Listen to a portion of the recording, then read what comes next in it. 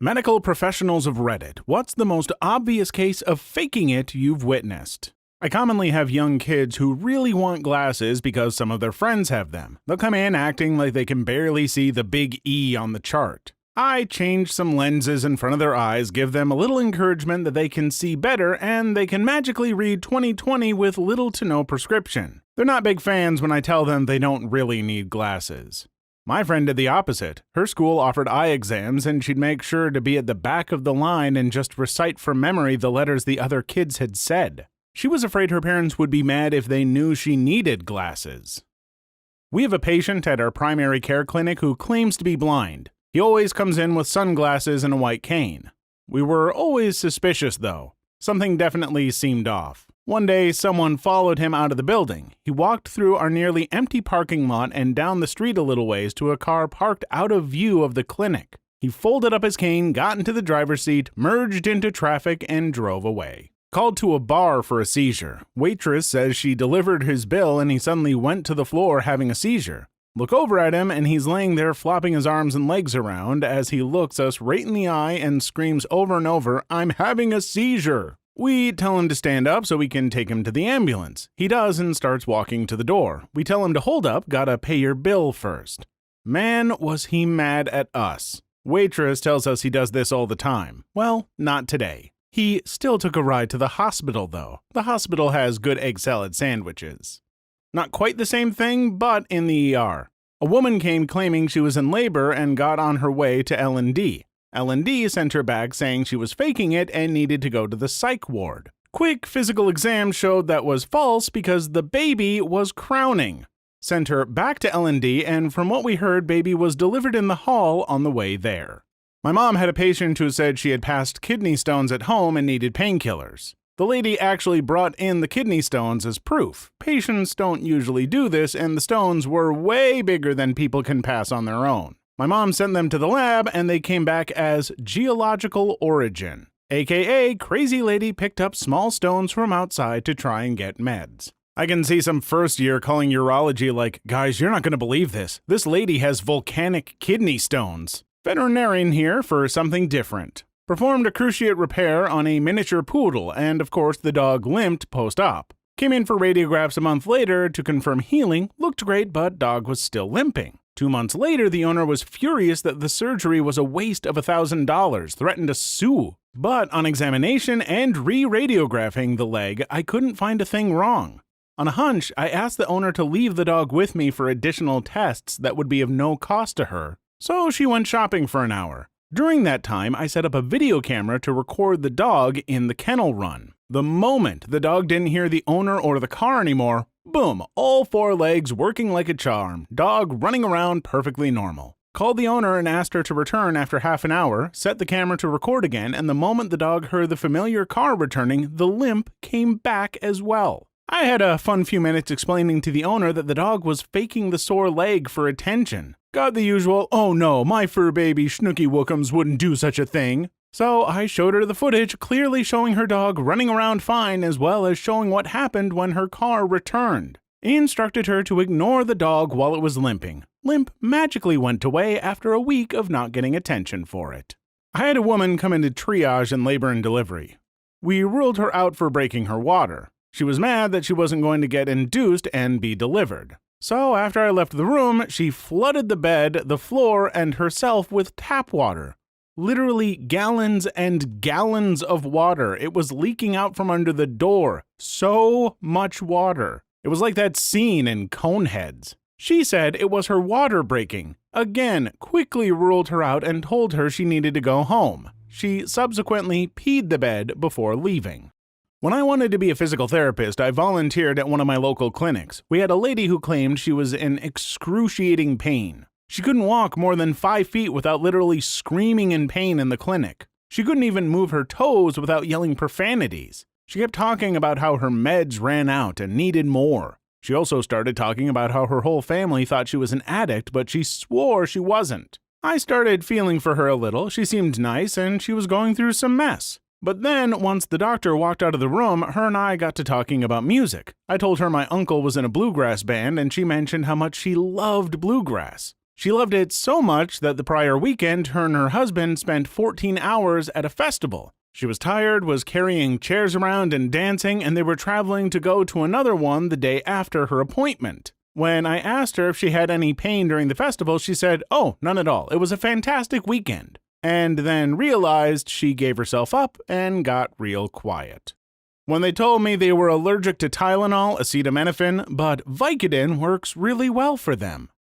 My mom had a frequent flyer at the emergency room she worked at. This lady was constantly in unimaginable pain over everything. She got a splinter in her finger, and that constituted a 10 on the pain scale, and she needed painkillers to deal with it. She was a known drug abuser as well. She had been caught stealing needles and shoving them up under her huge, sweaty boobs. The only reason my mom found out was because she came back in to place the EKG pads. And to do so, she had to lift her boob up to place the pad. When she did, the needles rolled out. From that point on, they had to have a member of security watching her anytime a nurse or doctor left the room. She also had a massive arrest record, and there were times the cops would bring her to the ER instead of an ambulance. Not a medical professional, but worked security in an ER. Once had a guy come in, announce that he was going to have a seizure, then laid down slowly and comfortably on the floor and didn't start seizing until he was sure everyone was looking at him. Then, when the nurse, who knew he was obviously faking, said they were going to have to run a tube down his throat, he was suddenly fine. Surprising number of people try to fake being unconscious, but there's a simple test for that. Pick up their hand and drop it onto their face. If they smack their own face, they're unconscious. If they move their hand to the side as it drops, they're conscious. I just brush my finger across the eyelashes. They will flinch their eyes if conscious.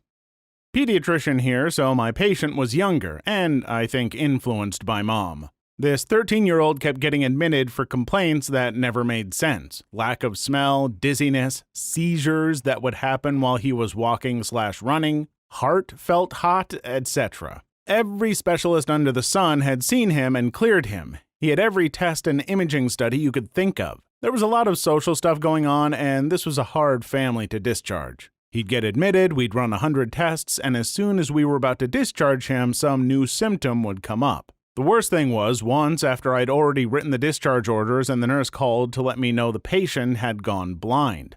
I was grouchy that day and wasn't having it. I went in with a rolled up piece of paper. I checked his pupils, I used a Snellen, I went through the whole rigmarole. Then, when I was talking to his mother, without looking, I threw the paper at him hard and fast. He yelped and dodged it. I told Mom that they were going home.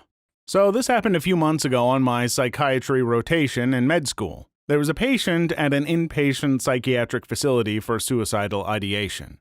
She constantly insisted that she had a mass on her breasts and demanded to be physically examined only by male doctors. When the psychiatrist I was rotating under declined to perform a physical exam, she asked me to do it during my daily patient interview.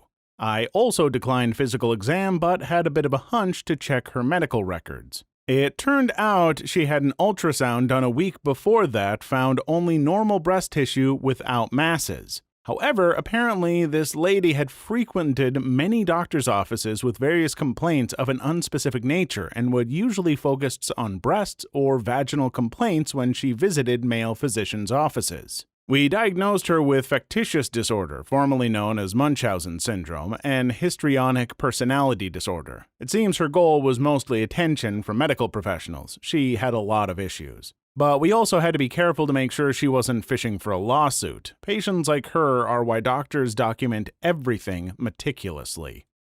Dude had severe and permanent back pain. He was prescribed Vicodin, and he mysteriously ran out halfway through the month consistently. Obviously, dude is taking extra, right? He's acting clueless and is beside himself when we tell him our suspicions.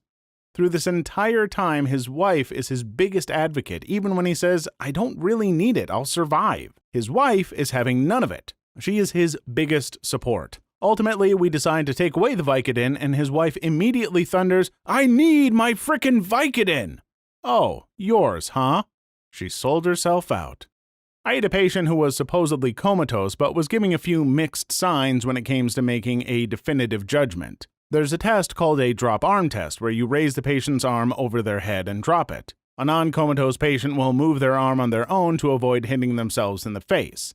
But I had a different idea. With the nurse in the room, I said, "Okay, our defining test. If his arm stays straight up unassisted, he is comatose." I let go of his arm and it stayed totally upright. The guy did himself in. I told him shortly after that the gig was up and he had no medical reason to be admitted. He was raising his hand for permission to come out of the coma. Duh!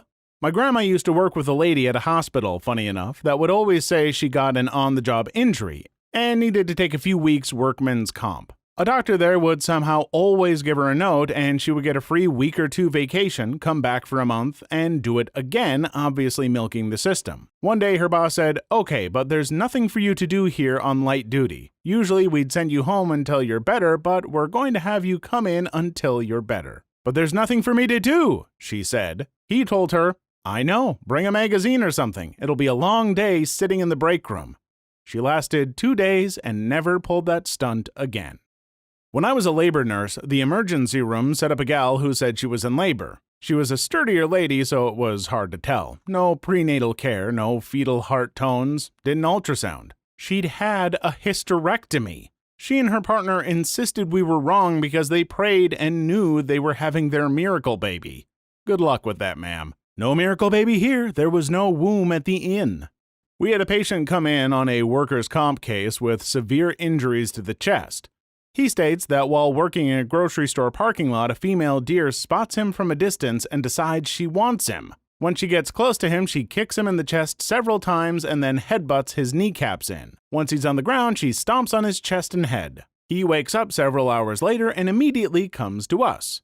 Not only was his story completely ridiculous, but he didn't have a single mark on his body. No bruising, no swelling, no broken bones, just nothing. He rated the pain at a 10 out of 10 without a single scratch on his body. Needless to say, he got his claim denied. I am an X-ray tech, and when I was a student, these two people came in. A man who was pushing a woman on a wheelchair with an ankle boot. They both looked like junkies. Anyway, they came in with a prescription for an ankle X-ray. They asked if she has to take off the boot, and I said yes, because obviously it would superimpose on the anatomy. She all of a sudden starts crying, saying that it was too painful. No tears. The man said she broke her ankle in 3 places some time ago and her ankle became curved when she takes the boot off. Okay, dude. Ankle x-rays are easy. Take off your shoes and socks, 3 views, boom, done. But no, says she cannot get on the exam table and she needs people to hold her ankle together. We literally had 4 x-ray techs working this high-profile case. 1 to hold the digital cassette, 1 to hold her ankle in place, 1 to hold the chair we had to put her ankle on, and 1 to push the button to shoot. We did this all while she was screaming in pain, and she even said, "Kill me, please!" The funny thing? All the x-rays showed no abnormal findings. No old fractures, no screws or plates of any past injuries. Literally a perfect intact ankle. They wanted painkillers for sure. They looked like drug addicts and had a plan to get more. So annoying. Please leave your story in the comments. I would love to make a video on them in the future. Also, don't forget to like and subscribe.